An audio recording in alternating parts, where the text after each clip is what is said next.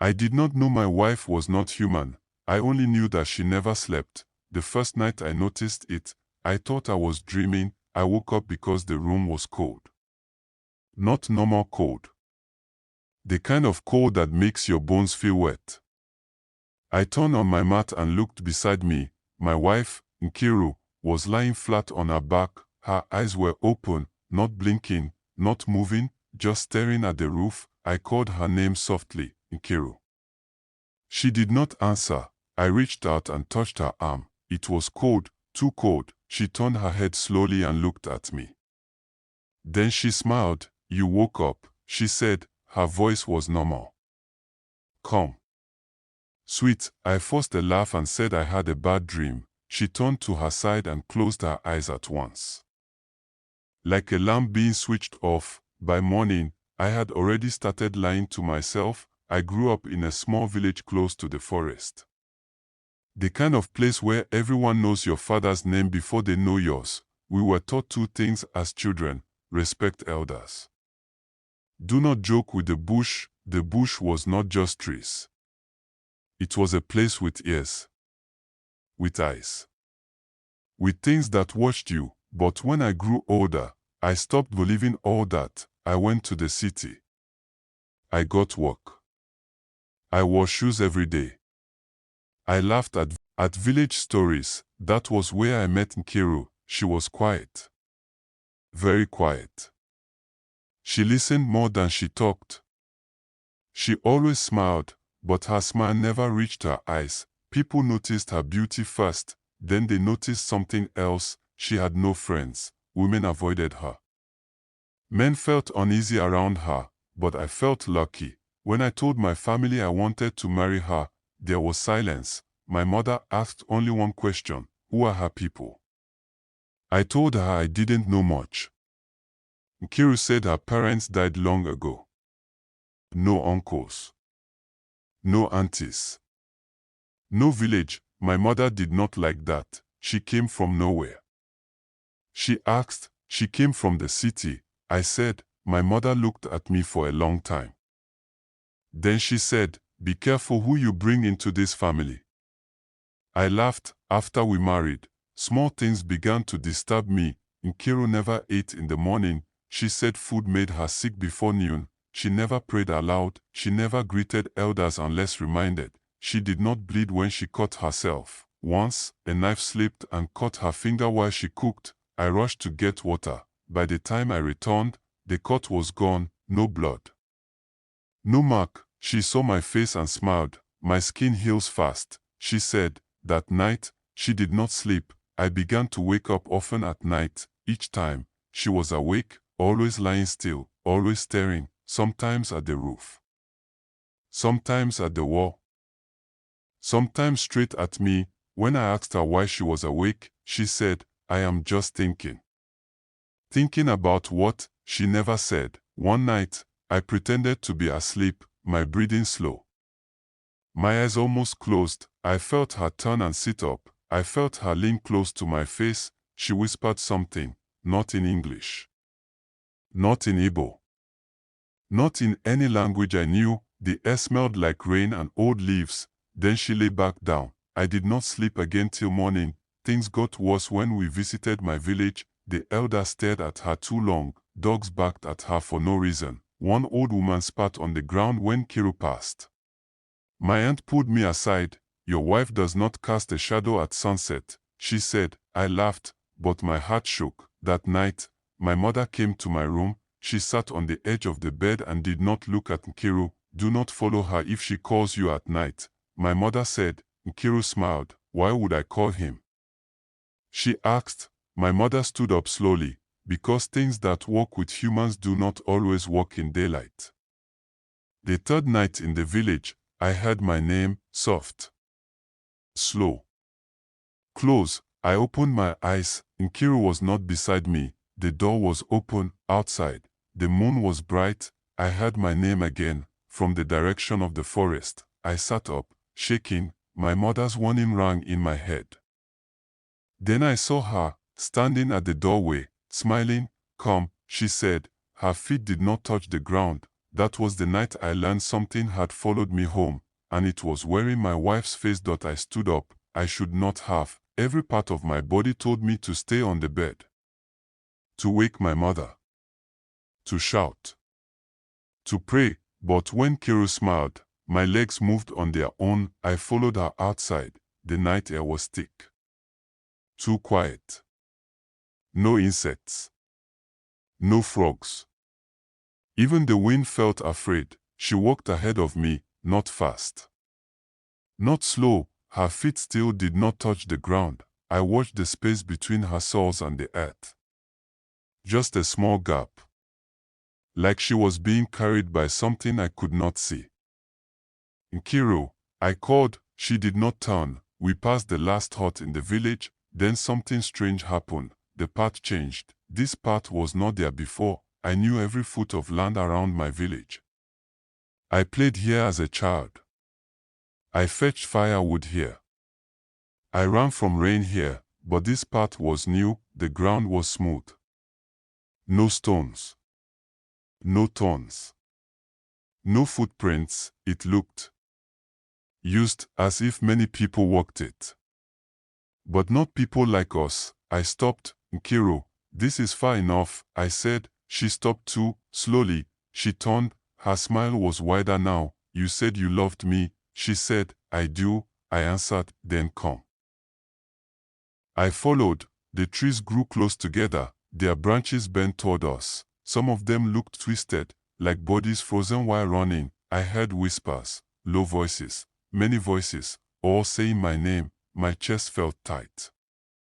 My ears rang. Then I smelled it. Water, deep water, old water, the kind that never sees sunlight. We reached a clearing. In the middle was a pool, black, still. No insects touched it. No leaves floated on it. It looked like a hole cut into the ground. Nkiru stood beside it. This is where I come from, she said. I laughed, a weak, broken laugh. This is not funny, I said. She looked at me, truly looked at me, for the first time. You married me without asking who I was. She said, you did not ask where I came from. You did not ask why I chose you. My throat went dry. Why did you choose me? I asked. She smiled again. Because you listen. And because you were born close to the bush. The water moved. Something shifted under the surface. A shape, then another. Hands rose from the pool. Not human hands. Too long. Too thin. Too many fingers. I stepped back. Something grabbed my ankle. I screamed. The grip was cold and strong. Nkiru did not move. From the pool, a head rose. A woman, old, wrinkled. Her eyes were white. Her hair floated around her head like roots. My daughter, the woman said. Her voice came from everywhere at once. You brought him. Nkiru bowed her head. Yes, mother. My heart slammed in my chest. Mother, the old woman looked at me. I felt her eyes inside my head. He will do, she said. His bloodline is clean. No strong charms. No deep prayers. I shouted Nkiru's name. Tell her to let me go. She looked at me. For the first time, she looked unsure. He is my husband, she said. The old woman laughed. The pool shook. Husband.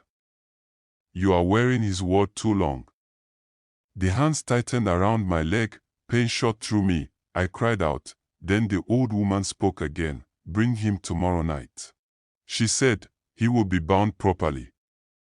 The hands released me. I fell backward. Nkiru turned and grabbed my arm. Run, she whispered. I did not wait. I ran. I did not look back. Branches tore my skin. Roots stripped me. Voices screamed my name. I burst out of the trees and into the village. I fell at my mother's door. She opened it before I knocked, like she was waiting. She pulled me inside and locked the door. Behind me, in the distance, something screamed. Not anger, hunger.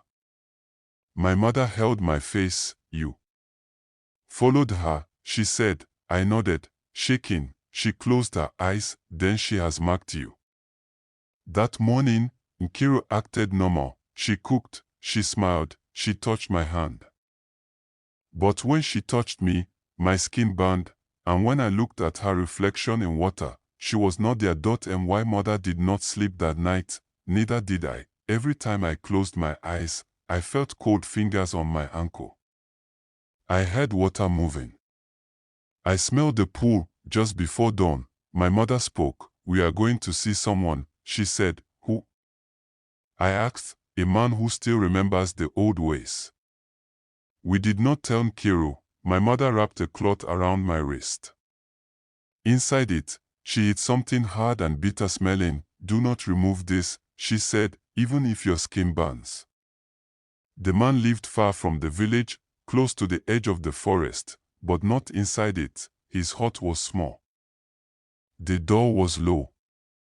The ground around it was covered in white marks. Bones hung above the doorway, animal bones. I hesitated. If he was weak, my mother said, he would already be dead.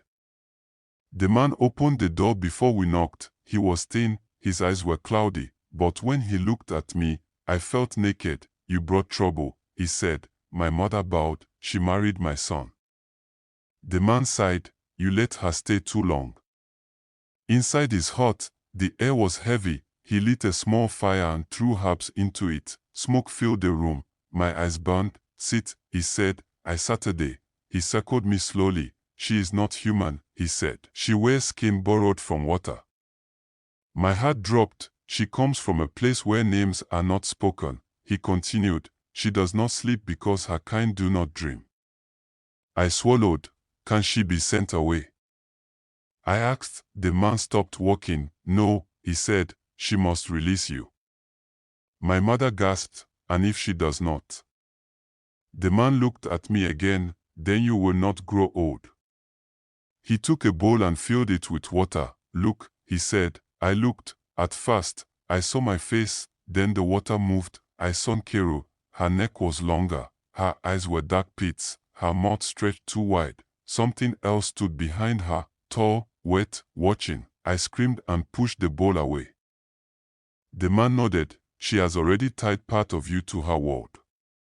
My wrist burned under the cloth. The man grabbed it. "She marked you at the pool," he said. He unwrapped the cloth. On my skin was a dark line, like a vein, moving. "She will call you again tonight," the man said. "She will sound sweet, loving, afraid." What should I do? I asked. The man handed me something wrapped in leaves, salt and ash. He said, "If she touches you, throw it. And if she calls me, do not answer." My mother asked the question I was afraid to ask. Can he leave her? The man shook his head. "Marriage is a door," he said. "You open it." Something came through. We returned home before sunset. Nkiru was waiting. She sat quietly, smiling. "Where did you go?" she asked. "Walking," I said. She looked at my wrist. Her eyes darkened. "Your mother worries too much," she said. That night, she cooked my favorite food. I did not eat. She sat close to me, too close. Her skin felt damp. "Why are you afraid of me?" she asked softly. I said nothing. Her smile faded. "You promised to stay," she said. Her voice cracked. For a moment, she looked human, truly human. "I did not choose this life," she whispered. My heart shook. Then I remembered the pool, the hands, the old woman. That night, she called my name from inside the room, from outside the window, from inside my head. I did not answer. The room grew cold. The walls felt wet. Then she stood over me, her face inches from mine. "If you do not come," she said, "they will come for you." Her jaw opened too wide. I threw the salt and ash. She screamed. The sound was not human. The hut shook. My mother shouted prayers. Nkiru ran out into the night, toward the forest. By morning, she was gone, but the mark on my wrist was darker, and the water in the village well had turned black. The first goat went missing before sunrise. No sound. No struggle. No blood, just an empty rope and wet ground. By noon, 3 children were sick. They said their stomachs felt cold, like they drank river water in the harmattan. By evening, the well stopped working. The water came up black, thick, smelling like the pool in the forest. That was when the elders called my name. They sat me in the center of the square. no one touched me, no one shouted. That silence was worse. One elder spoke, since the woman came, bad things follow.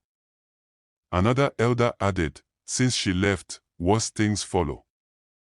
All eyes were on me. My mother stood behind me, holding her wrapper tight. I told them everything, the marriage, the nights, the pool, the mother in the water. No one laughed. One old man started crying. She's a wife of the deep, he said. They do not live without payment. That night, rain fell without clouds, heavy drops, warm drops. The ground flooded fast. From the forest, we heard drums, slow, wet, not beaten by hands, beaten by something inside the earth. People locked their doors, animals cried, then someone screamed, a young man, from the edge of the village. By the time they reached his hut, he was alive, but empty, breathing, eyes open, not seeing. The man who could see spirits was called. He came before midnight. He looked tired. She is angry, he said. She did not finish what she started. Can she be stopped? An elder asked. The man looked at me. She wants her husband. My chest tightened. And if he does not go? My mother asked. The man was quiet. Then he said, then she would take pieces of him from others. That was when I knew this was my fault, my love, my pride, my laughter at old stories. All of it had opened the door. That night, she came back, not fully. Her voice came first, from the well, calling my name, soft, sweet. Broken, I am cold, she said. They are hurting me. People heard it. Women cried. Men covered their ears. My feet moved toward the well. My mother held me. Do not listen, she begged. I can end this, I said. She shook her head. You will not return. The man stepped forward. There is one way, he said. Silence fell. She must be faced at the place of joining, he continued, at the pool. And then someone asked, either she releases him, he said, or she keeps him forever. My mother screamed. I felt calm, too calm, like part of me had already gone there. Before dawn, we walked, me, the man, 3 elders. The forest opened for us, like it was waiting. The pool was wider now. The water moved. Shapes waited under it. She stood there, Nkiru. Half her face was human. The other half was wrong, wet, cracked. Old, you came, she said. You are hurting the village, I said. She tilted her head. They are not my people. The water rose. Her mother appeared, smiling. The bond is sealed, the old thing said, but it can be loosened. How? I asked. The old woman pointed at my chest. Leave your breath, she said, or leave your shadow. I did not understand. The man whispered, shaking. If you give your breath, you die. If you give your shadow, you live, but not fully. Nkiru looked at me. For the first time, tears ran down her face. I did love you, she said. That hurt more than fear. I chose, and the forest listened. I chose my shadow. The words came out of my mouth before I fully understood them. I will leave my shadow, I said. The forest went quiet. Even the water stopped moving. The old woman smiled, a slow, deep smile. So be it. She raised one hand. The pool rose like a wall. Cold rushed over my feet, my legs, my chest. I could not move. I could not scream. I felt something pull behind me, not my body. Something else. Something that had always followed me. I felt it tear away. I collapsed on the ground, gasping, crying, alive. When I opened my eyes, the pool was calm. The forest looked normal, too normal. The man helped me stand. You are free, he said.